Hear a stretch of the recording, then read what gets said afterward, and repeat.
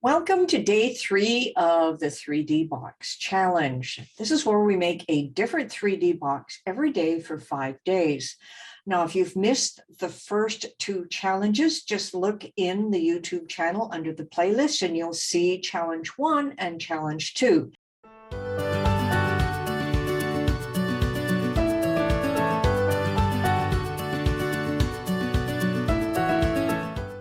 Today is challenge 3, and we are going to be making this cute little 3D gift box, and it's a hexagon, and it's really easy to put together. It actually has its own little latch that goes down into the center and is really easy to make.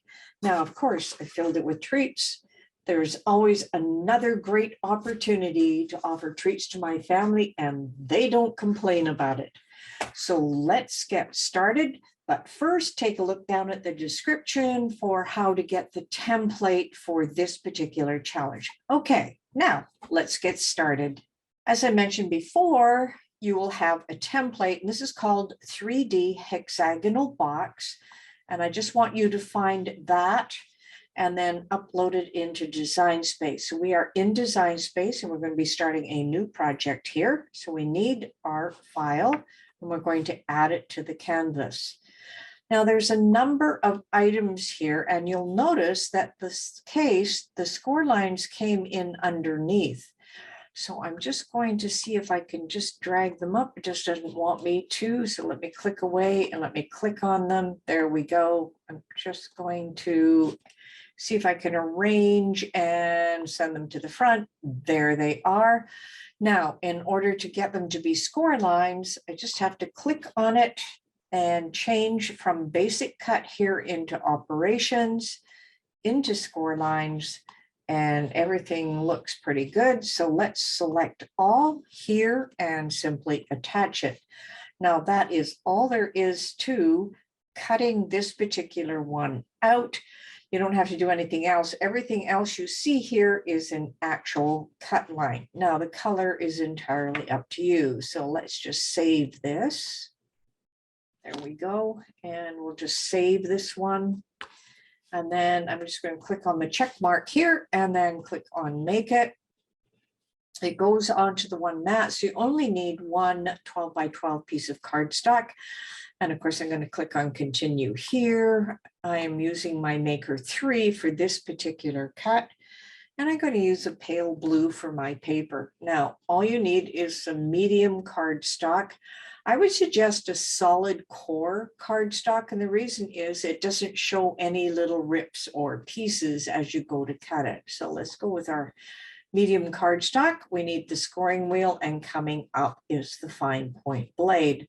So we're ready to go ahead and make this, and then we will take some time and put it together at the demo table.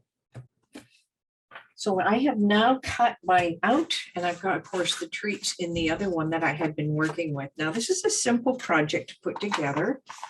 Now we do have a number of score lines that you have to be aware of. And then we, of course, we have score lines for the top of the box. Now it depends, mine's smooth on one side and it has a wrinkle on the inside. So it depends on what I want on the outside or the inside. I am thinking I want the smooth on the inside, and I want this part that has some stipple to it to be on the outside. So if it's on the outside, I'm going to have to come through here and take each one of those score lines that I had back there. See them, and I'm going to fold those in.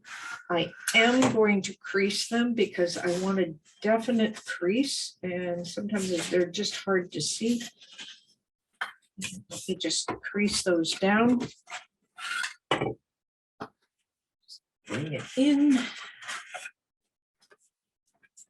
There we go. Just get that score line just slightly off at the side here.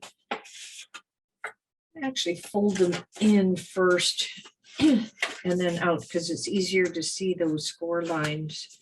There we go. That's a lot better. The same thing with this one. Now you'll notice that there is a score line for our flat as well. That's perfect. It's exactly what you want. And then, of course, the next one goes, and I'm going to have to fold it in separately for this particular one. Get that crease going and then fold it. We've got one more here.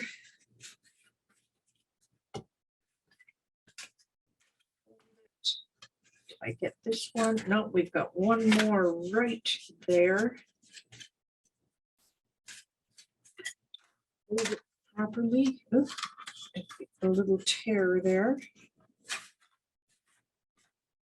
Okay, so we have all those folds, but now we have the inside flaps as well. So we're just going to fold those up towards the inside. And of course, the hexagon itself, that will also be folded. So I have made that little tear. I'm just going to give it a little extra piece here.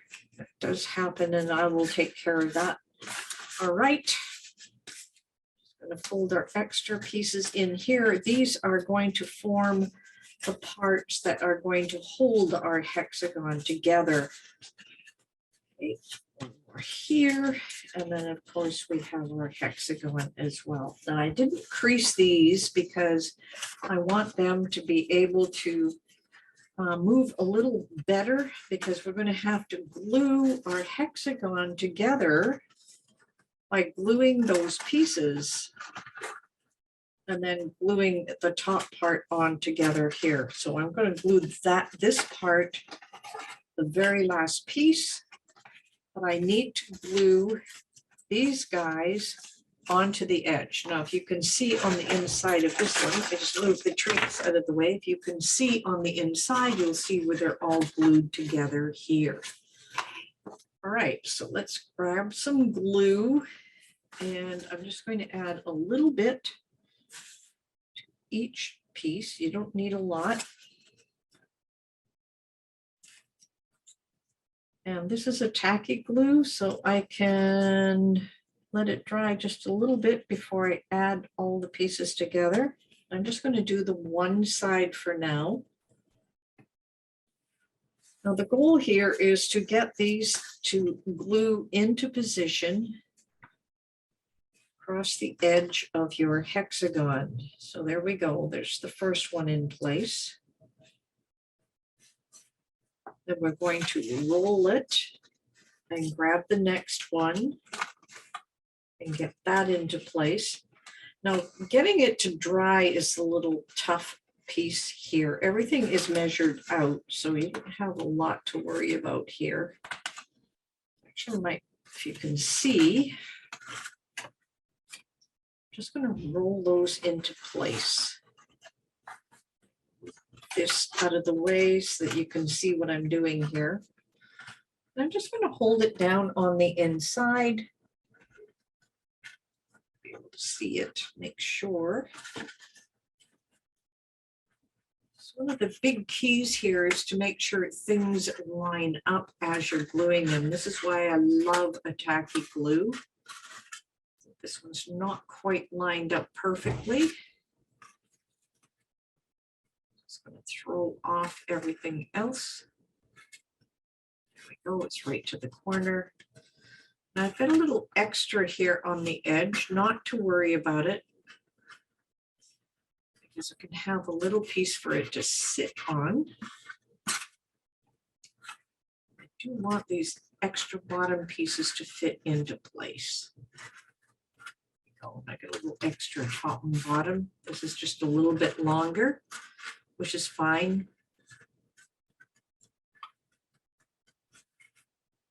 If you want it to match, you can always cut those off. I like to use it for a little stand.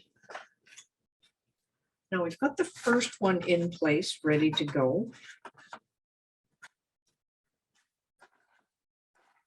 Now it gets a little tougher to work with this, but we are going to now glue these pieces onto this one. Now little bits of glue. Get that lid back on. All right, same thing. Get these pieces glued. We know we have some extra length on these two pieces. So let me just push this down so I can get to it. Too bad. I'm just going to stretch it up a bit. I think I'll do a little stretching on this one because I think I can make it fit a lot better. I may cut the extra piece off, not sure at this point. Okay, we have these little extra edges which we will cut off. Okay, last piece we want to glue in place is this flap.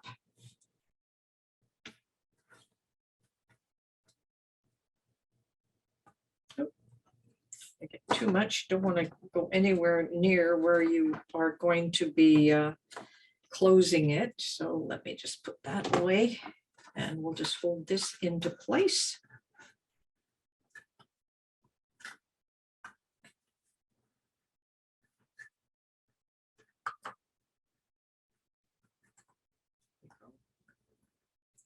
Looks pretty straight.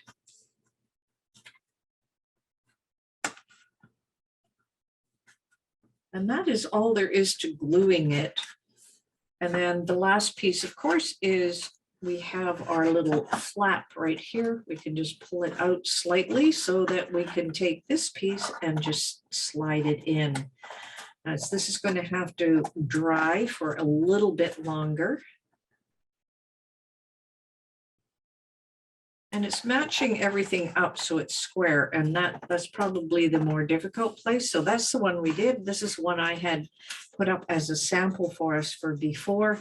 Same thing, we glue these pieces in first, we glue the flap on, and then we can go ahead and close and just line that up. And of course, these are perfect for little treat boxes. So let's just add those treats back in. I need to add some more, maybe some chocolate would be good in there too. So this is our cute little treat box. It's hexagonal in nature. So this is challenge number 3. If you haven't done challenge 1 and 2, here's your chance to go back and do challenge 1 and challenge 2. We have 2 more to go for our 5-day challenge. So tomorrow we are making a hexagonal purse, which is a lot of fun to make. So until next time, happy crafting.